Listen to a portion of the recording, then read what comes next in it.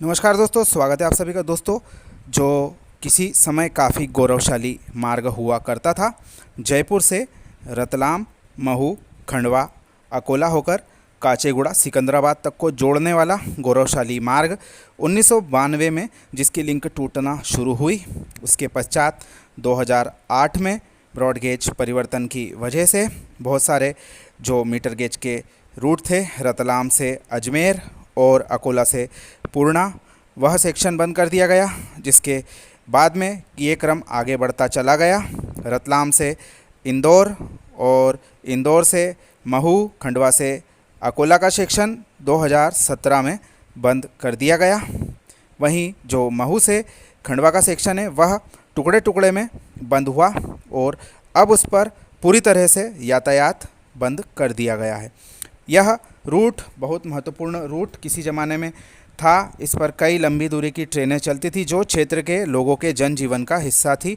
अब जो यह आप स्क्रीन पर देख रहे हैं, ये कुछ साल पूर्व का नज़ारा है वान रोड स्टेशन के आसपास का। धीरज बजाज जी ने हमें यह उपलब्ध कराया था और ऐसे ही कई सेक्शन अब केवल इतिहास ही बन गए हैं।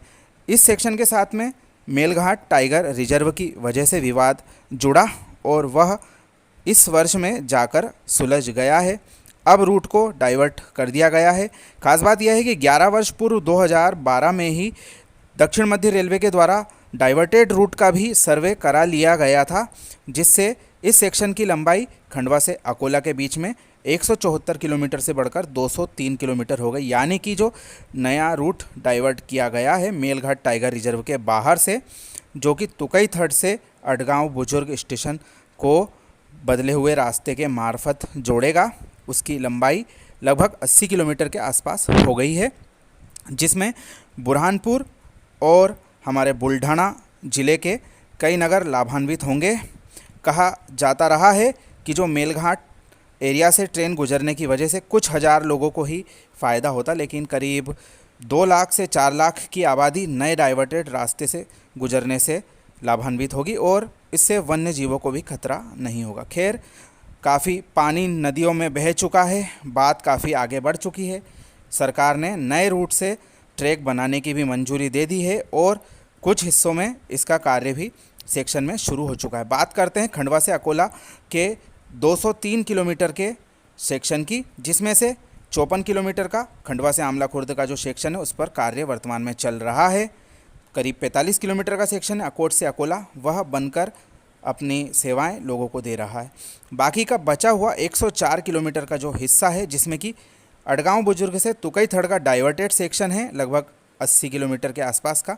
इसके अलावा बाकी बचे दोनों सेक्शनों के लिए रेलवे के द्वारा टेंडर दे दिए गए, लेकिन जो निजी ज़मीनों के अधिग्रहण की बात थी उसके लिए अड़ंगा सामने आ रहा था। तो उस पर भी केंद्र सरकार के द्वारा इस विषय में राजपत्र जारी करके जो निजी ज़मीनें हैं उनको उपलब्ध करने हेतु अपनी मुहर लगा दी है और इस पूरी परियोजना को विशेष रेल परियोजना में शामिल किया गया है। उनके द्वारा 10 अप्रैल को गजट नोटिफिकेशन में उल्लेख किया है कि दक्षिण मध्य रेलवे की खंडवा अकोला रेल परियोजना के अंतर्गत 106 किलोमीटर लंबाई की अकोट आमला खुर्द ब्रॉडगेज रेल मार्ग बिछाने की परियोजना को अब पूरे अधिकार दे दिए गए हैं और इस गजट नोटिफिकेशन के द्वारा अब जो सेक्शन है इसमें भूमि अधिग्रहण करने में रेलवे को दिक्कतें नहीं आएगी और स्थानीय प्रशासन को भी इससे काफ़ी सहूलियत रहेगी।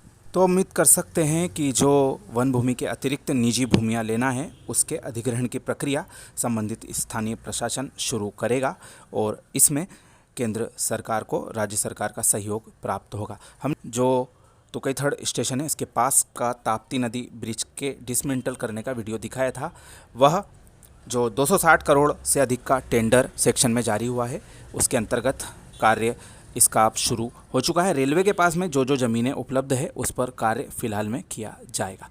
और भी अपडेट्स इस पूरे कार्य की पाते रहने के लिए हमारे चैनल को सब्सक्राइब करना ना भूलें। जानकारी पसंद आई तो अपने मित्रों के साथ शेयर ज़रूर करें। आप सभी का धन्यवाद।